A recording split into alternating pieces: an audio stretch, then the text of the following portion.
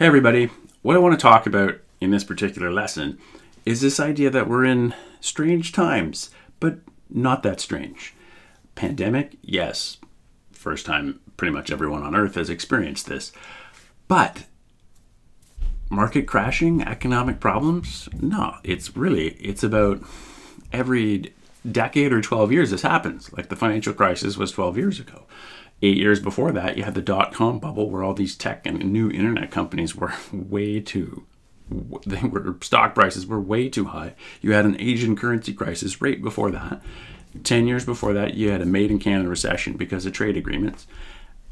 And then 10, 12 or so years before that was the 1980s. You had massive inflation. It would destroy their economy trying to get it under control. It's almost like every 10 or 12 years this is going to happen. So the next time it happens, are you going to be ready to capitalize on it? I challenge you, it's possible, but it's hard.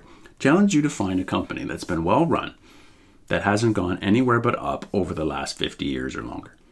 Name a company that's been around that long, or even the last 40 years, that isn't higher now than it was 40 years ago. Right? So over the span of your life, to save for, I don't know, cottage, retirement, whatever you want, it's almost impossible to lose money if you're just even a little bit smart. It's like how I always say, you don't actually have to be that brilliant. You just have to wait for everybody else to be stupid and panic. That's what Warren Buffett does, right? As he says, when the tide goes out, you see who's wearing pants and who's swimming with nothing on at all, right? So the companies that suck are going to get damaged, maybe go bankrupt in times like these. But if you know how to pick the winners, they'll make it through, and they'll be better off at the other end. So how do you figure out who those are? Well, you're in the right course. You use accounting. You use financial understanding of financial analysis. Right? Which is mostly accounting numbers. If you're a stock trader and you own something for 3 months and you're out, you don't actually care about accounting because you don't care about fundamentals. So this financial analysis, if you've taken finance, this is different. This is strictly about fundamentals. This is for long-term investors. That's what we're going to do. So if you look at our outline, we're going to start with why we're learning this. I sort of just said that, but I'm going to give you a couple of really important points to remember for the rest of your life. Second, I'm going to talk to you about the file that we're going to use, and I'll talk more about that when we get to that. And that's all that's really in this video, so that you can then practice this next step, which is step 3 I got up there, or wherever I've moved it. Who knows? I say these things and then I make the video later. So afterwards, we're going to do more. There are going to be a couple more things we're going to add. For example, once you have the statistics and the ratios, how do you do the analysis? What's valuation? What's the difference between financial or like a company's performance and its actual stock performance, because in the short run they're actually different, or they can be. Okay, so without further ado, let's talk a couple key points about, if you don't believe me already, why you should learn this. All right, so take a look for a moment at this Desmos sort of Cartesian plane, right, at this graph paper, because what I want to show on it is this realization that, let's say you're saving for I don't know, a goal. Doesn't matter what the financial goal is, but so let's say you're saving for the goal. Take a look up there where it tells you what the variables are, right? This is right out of grade 11 math, by the way, all right? So P is how much money you put in to start with, and this assumes you only put it in once, not that you can save every year. And then R is the rate of return after any taxes or fees, all right? Take a look. So if I open this up for a second, what we see here is just exponential growth, and I've constrained the domain so we only are looking at sort of the positive section, right? The only part we care about. So X is time.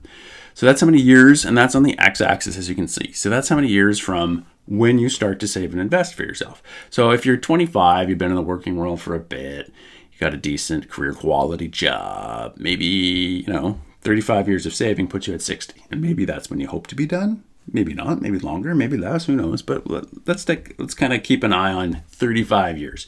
So R, let's just start with 20,000 and 3%.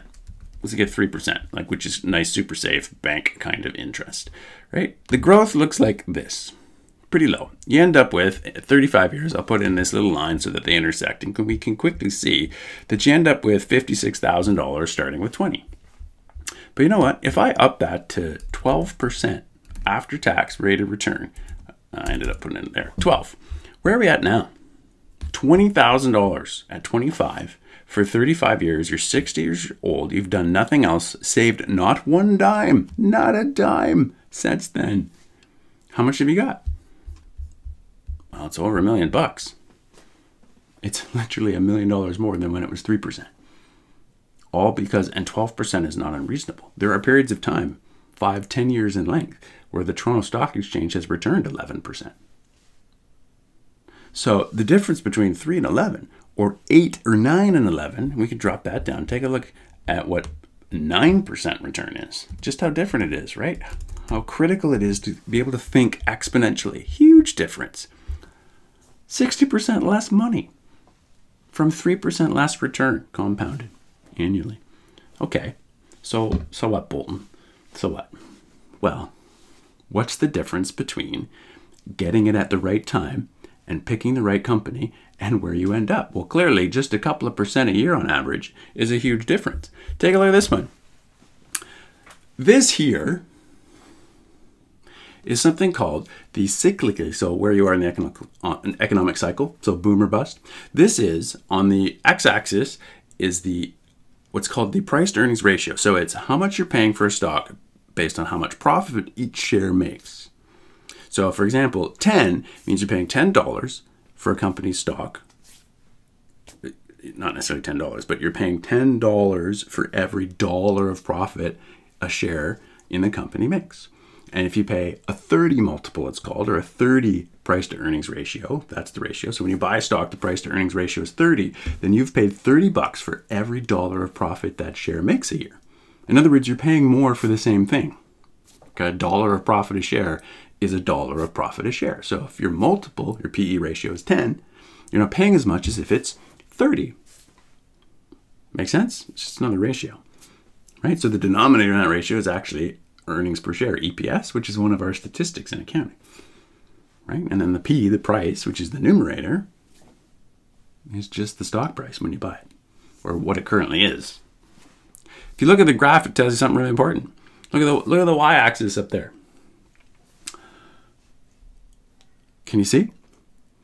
If your multiple is 10%, the vast majority of people who buy companies with a 10 multiple are going to make an average rate of return over the following 15 years. You look at the top in the title of the graph. They're going to make a multiple of well over what I just showed you, 12%, well over it, if you can get something that low, right? Even in the low teens, we're going to get that 11, that 10%.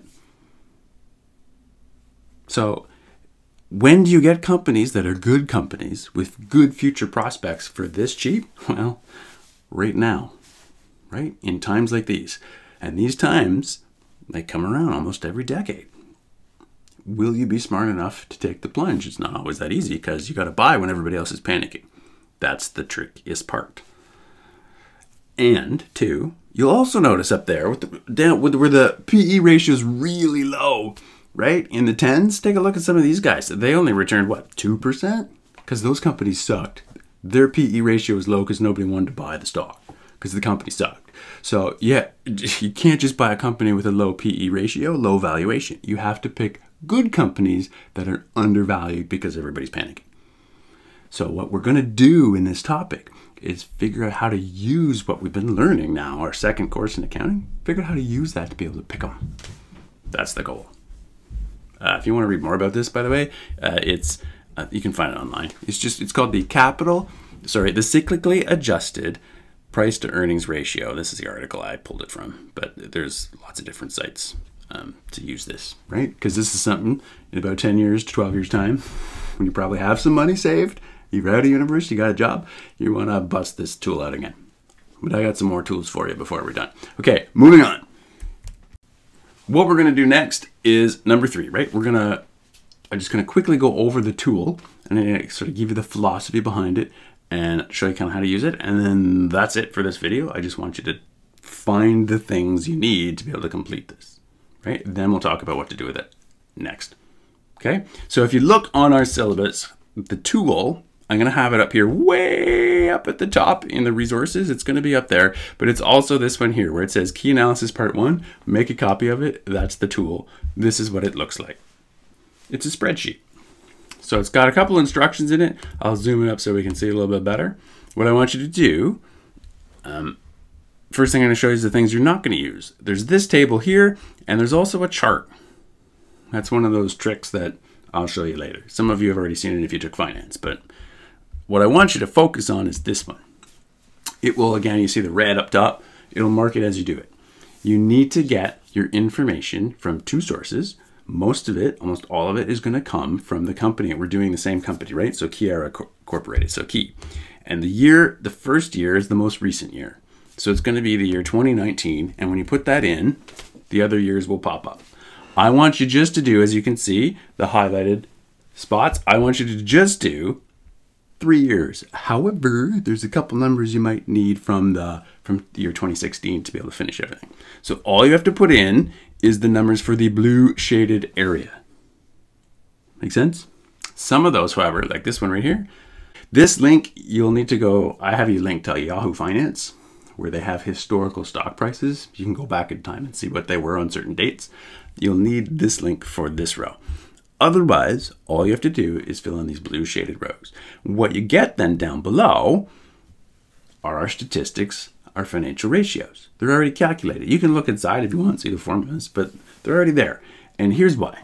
Because most ratios are this divided by this. If you can't do that math by now, you got bigger problems. So the focus in grade 12 is not going to be the mathematical calculation of ratios. A, it's time consuming. B, if you, like I said, you probably can do it. I don't need to test that. So we're going to save the time, and instead, we're going to use the ratios to draw conclusions. So this tool will do them all for you. All you have to do is grab the input numbers that go into the formulas. To analyze, though, to be clear, you still need to know what the formulas are so that you can analyze the numbers. So if you get a current ratio that's 2.5, you don't really know what that means unless you remember what the formula for the current ratio is, right? Oh, well, that means the numerator is 2.5 times bigger than the denominator, so they have 2.5 times as many current assets as they do current liabilities, right? You either know that that's what it means, or you remember it from the formula. So you still kind of need to know what the formulas are, but you have a reference sheet for that too. All right, so no more new info. That's all you need to do. Complete this file. Don't use numbers from financial statements except the original. So you have to get the annual reports from Keyera's website. All right? More in the next video. If you have problems, it's in the instructions. I'll even show you. Like here, right? If you have instructions, this is a file you're working in, so don't send me an email. Just put in a comment, insert, comment where you're having trouble, and then share the file with me. And then I'll be able to address it much more efficiently right in the file where you're working. All right? Talk to you later.